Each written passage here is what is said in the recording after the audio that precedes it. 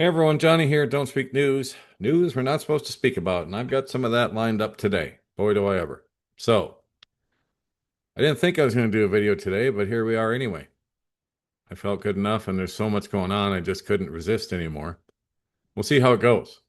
This may not make it to the air. I'm not sure yet. We'll see if I can get through the whole thing. And thank you, by the way, for the prayers, well wishes, emails, comments about my tooth extraction this past Monday. It was a big one. It was one of those big molars up on top there, and yeah, I'm feeling it today still. They said the pain would peak about 3 days after, and that's where we're at now. And yeah, it's definitely peaked. But I'm doing all right. Praise God. I will get through this like I always do because I can do all things through Christ who strengthens me. Now, on to the matters at hand. The experts were wrong about Trump again, and in fact, they're wrong about most things these days. Why? Because they don't have a biblical worldview. They think it's nonsense, and yet it keeps coming true every day. So we'll get into this like we always do. Here we go. Unless and until you develop a biblical worldview, you'll never understand what's really happening. This is why the experts are almost always wrong these days. They're still trying to use the old, worn out narratives that don't explain the biblical events that are happening on a daily basis. It's not just about Trump. All these experts who said Trump was going to announce the end of the war in Iran on Wednesday night were proven wrong yet again. Because unless you understand the biblical side of this war, you'll never get it. This war will continue to escalate, and those escalations will happen as they continue to talk about peace. 1 Thessalonians 5:3 says it plainly. While people are saying there is peace and security, then sudden destruction will come upon them as labor pains come upon a pregnant woman, and they will not escape. That's what we see all the time now. Trump will say, oh, I'm the peace president, blah, blah, blah. I've made peace here, I've made peace there, and then all of a sudden, wham, a new war will erupt in the same places he's talking about peace. And of course, Leland Jones just came out with a new video today talking about that. Joshua's Conquest 7-Year Armageddon. I'm a little over about halfway through it now.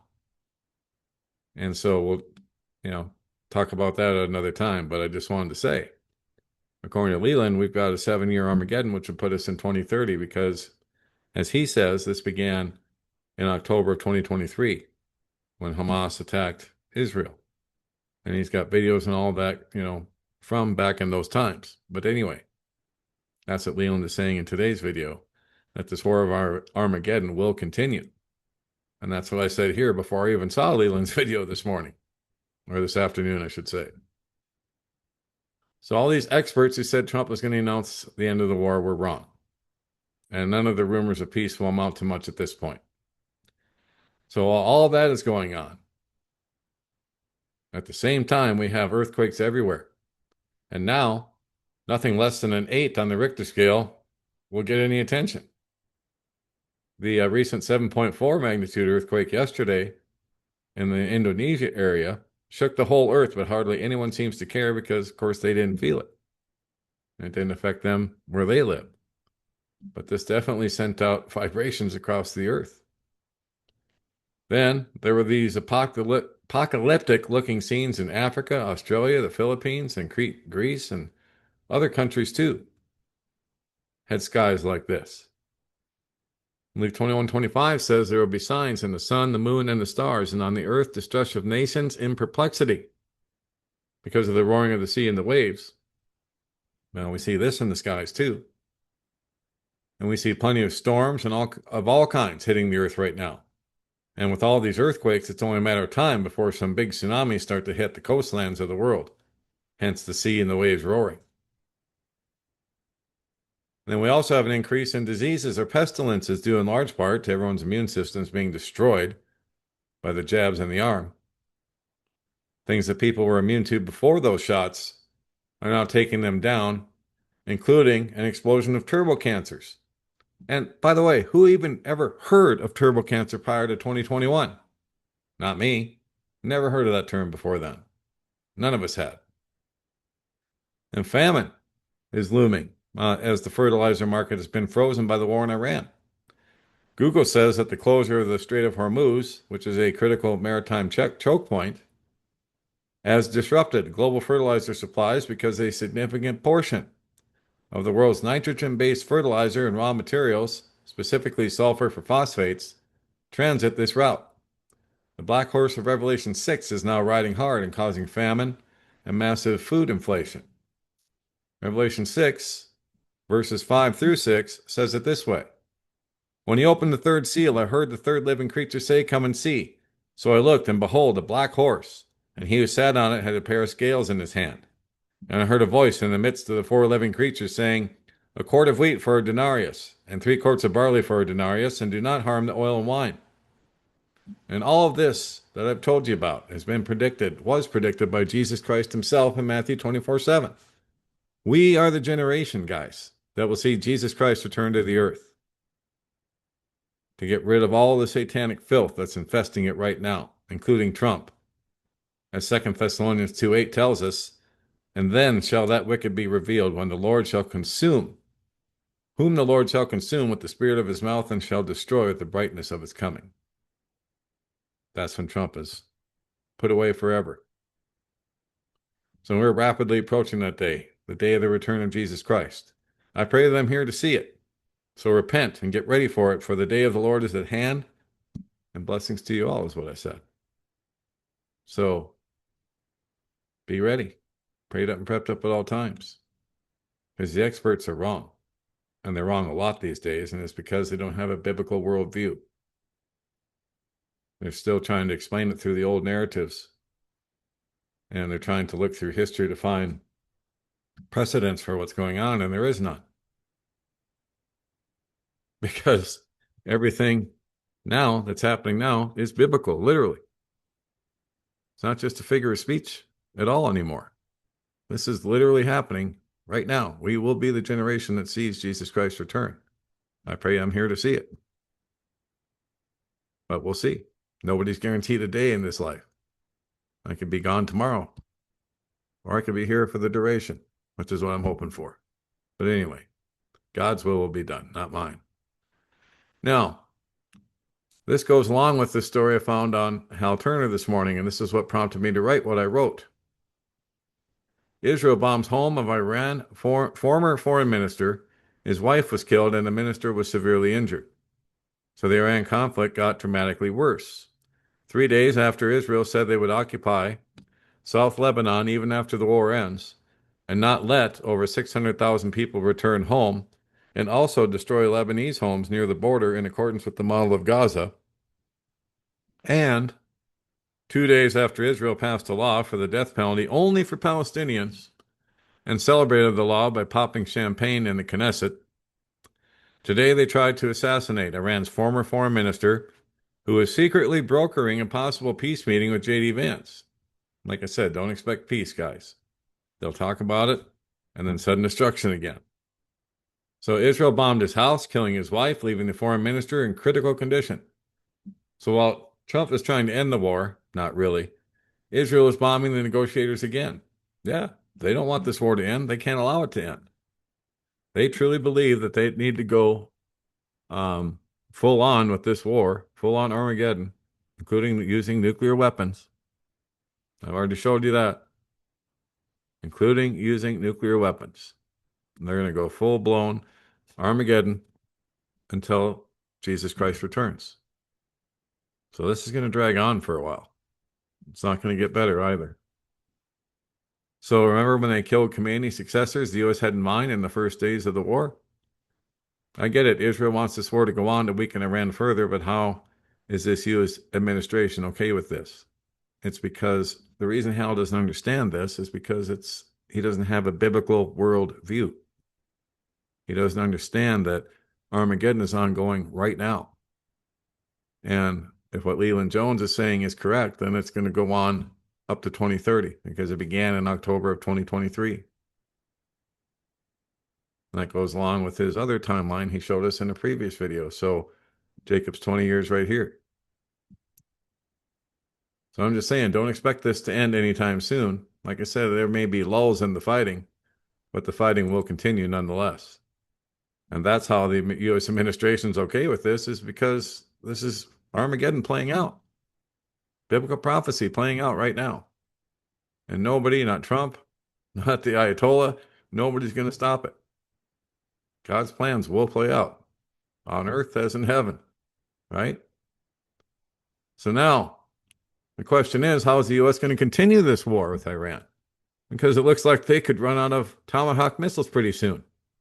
I put this up from Global Research.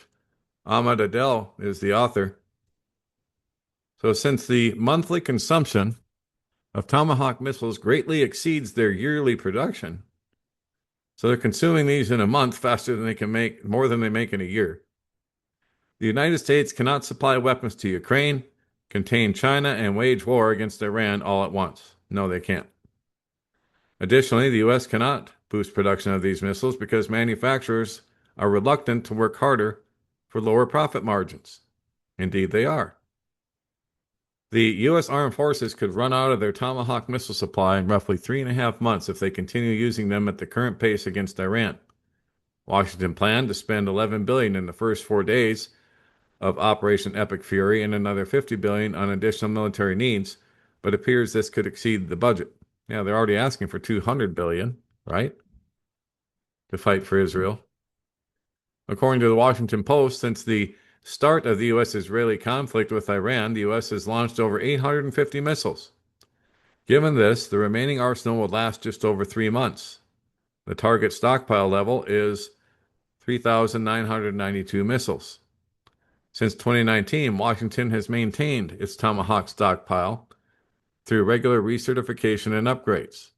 This extends the service life by about 250 missiles annually. Additionally, a total of 9,240 missiles have been purchased since production began. During the first 72 hours of Operation Epic Fury, the U.S. Navy roughly fired 400 Tomahawks, nearly half a decade's worth of production. Wow. And that's just during the first 3 days, 72 hours. And it took up 5 years worth of production. So this has already left launchers empty and sparked discussions on how to implement U.S. policies to deter China. Isn't it funny? Trump said that Iran is almost out of missiles and launchers, and yet that's not true, but it's very true for the United States right now. Wow.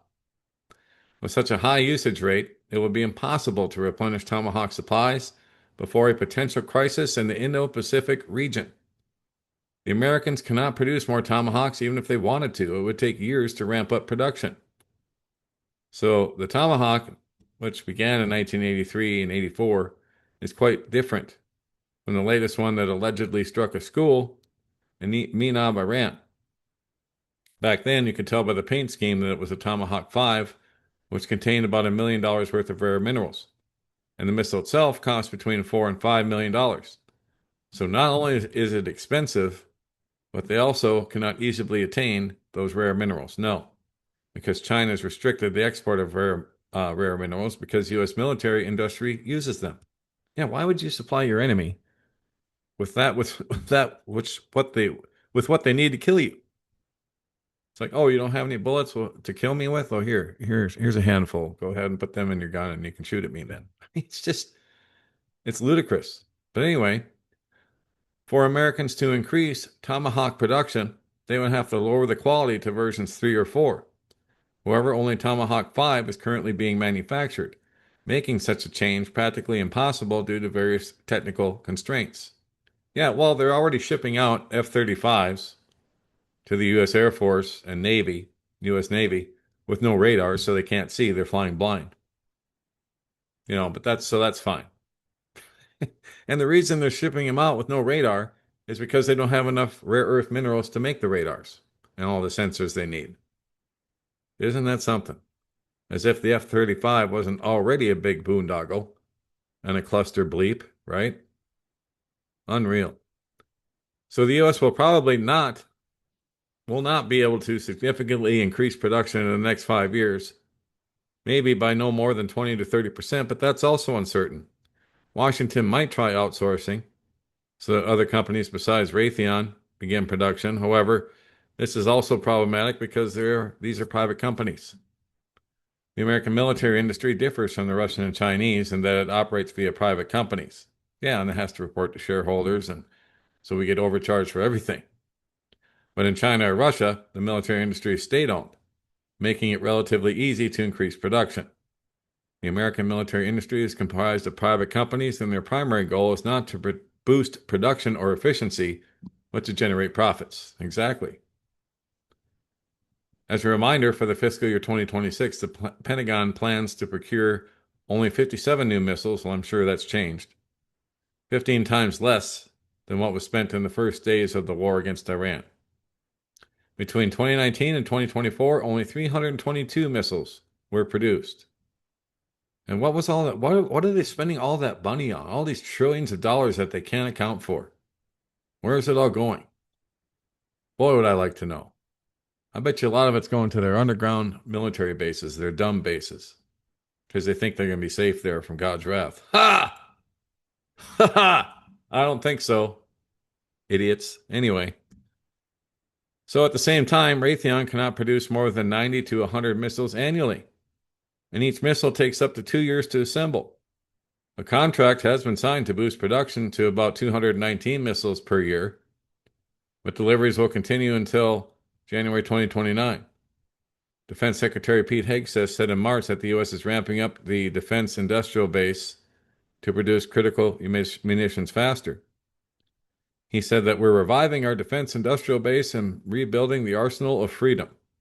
But that takes years, guys. He said adding that new deals would cut long lead times and exquisite munitions. No, it won't. Not right away. We're going to be refilled faster than anyone imagined. Once again, blowing smoke up everyone's ass. The key question is why the American military-industrial complex, despite budgets exceeding billions of dollars, can't boost production to even 200 missiles annually. The reason is strictly profit. It doesn't matter how much money the American military-industrial complex has available or how much it invests in projects. Although the Americans have dedicated trillions of dollars to their military budget, when at war and lacking the resources, it counts for very little. Resources are needed to boost production, streamline the process, and improve overall effectiveness. The problem is that even the American companies handling this are not interested in speeding up production because doing so might mean earning less and working more, and we definitely can't have that. Unreal. So, once again, that begs the question, how is the U.S. going to fight this war for another 4 years, according to Leland Jones? Well, maybe they can't. And possibly they won't even, the United States will cease to exist long before then. I don't know. Revelation 18, Jeremiah 51 could play out against Mystery Babylon tomorrow. And then what? We'll have to see. We'll have to see, but that day's coming. And it's coming probably sooner than anybody realizes. Because at some point, the world is going to get sick and tired of the United States and all their shenanigans around the world. They're already kind of sick and tired of it. NATO has told Trump where to go, as have most of the nations of the world except those in the Gulf Coast regions along the Persian Gulf. They're the only ones that are standing with Trump because they have the most to lose. They have the most skin in the game. They've lost billions already in this war. But those are the only ones that are standing with Trump in the U.S. That would be Saudi, Bahrain, Qatar, right? UAE. That's really about it. And of course, Israel, but they're not really an ally. So, wow, so much going on, guys. So much going on. And I'm sure I'll be covering more here.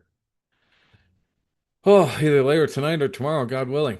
So, once again, thank you for all the prayers and well wishes and stuff for my tooth extraction. I am starting to feel better. Obviously, I wouldn't be doing this episode.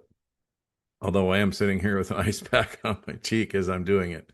So I still do have some pain going on there. But that will be it for now. If you're not watching the broadcast here on don'tspeaknews.com, this is home base for all that we do.